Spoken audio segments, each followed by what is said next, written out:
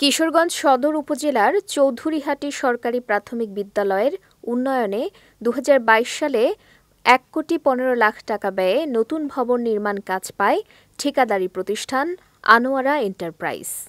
তবে ২০২৪ সালের ডিসেম্বরে কাজ শেষ করার কথা থাকলেও ২০২৫ সালের জুন মাস পর্যন্ত মেয়াদ বৃদ্ধি করা হয়, কিন্তু তাতেও কাজ হয়নি।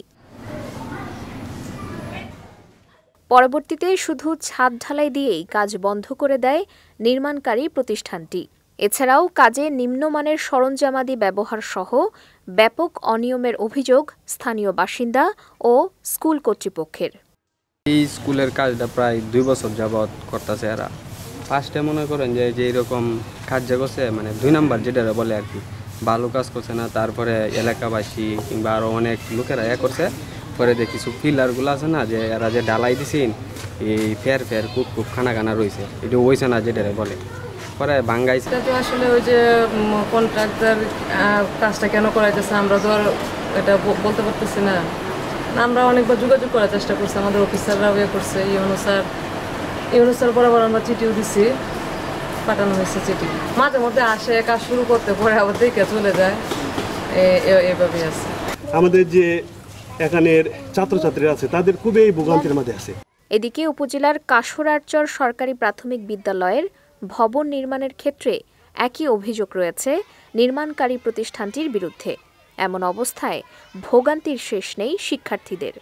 ২২ সালে এটা শুরু হয়েছিল, অনেক দীর্ঘায়িত হয়ে গেছে। বাচ্চাদের যে পুরান যে কাছের ঘর, পানি পড়ে বৃষ্টির সময় বাচ্চাদের পড়ার বিঘ্ন সৃষ্টি হয়। আমাদেরকে হ্যান্ড ওভার করার কথা হইল 30 জুন, কিন্তু 25 সালের জুলাই যাচ্ছে, এখন পর্যন্ত 20% কাজ বাকি আছে। এই বিল্ডিং এর প্রত্যেকটা কাজের মধ্যে যে ত্রুটি আছে, আমি স্বচক্ষে আমি হাতে দৌড়ে দেখা দিতাম। যদি কোনো সরকারি প্রশাসনের লোক আসে আমাদের যদি খুঁজে বাইর করে, আমি 5 to 5 দেখা দিতাম কোন জায়গার মধ্যে দুর্নীতি হচ্ছে। প্রত্যেকটা কাজের মধ্যে দুর্নীতি হচ্ছে। এই তাদের লট জিডি এটি মানে জ্বালা দিছে, জ্বালা দিলে পরে আমরা এলাকাবাসী সবাই নাইছি, আয়া পরে এই তাদের লট এটা কুলাইছি, কুলে পরে বালু পরিমাণ বেশি দেয়, সিমেন্ট কম দেয়, ডালা এটা দিয়ে দিছে।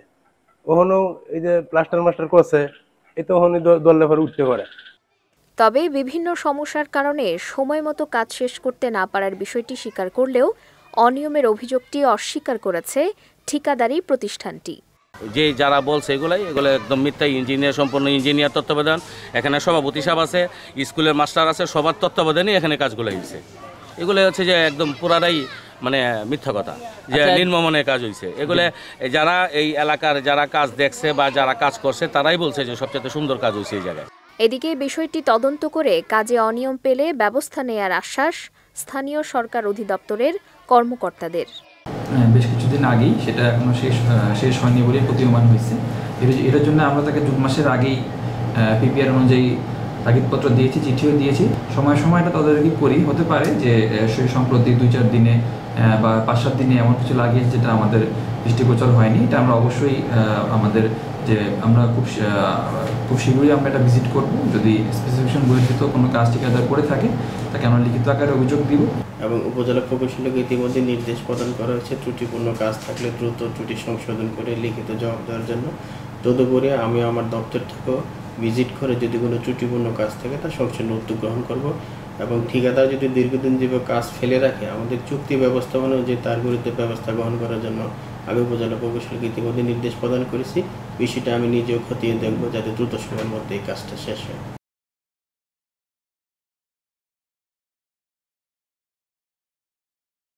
শিগগিরই সুষ্ঠুভাবে স্কুল ভবন নির্মাণের কাজ শেষ করে ঠিকাদারি প্রতিষ্ঠানের বিরুদ্ধে ব্যবস্থা নেয়ার জন্য প্রশাসনের কাছে জোর দাবি স্কুল কর্তৃপক্ষের। বিজয় টিভি নিউজ ডেস্ক।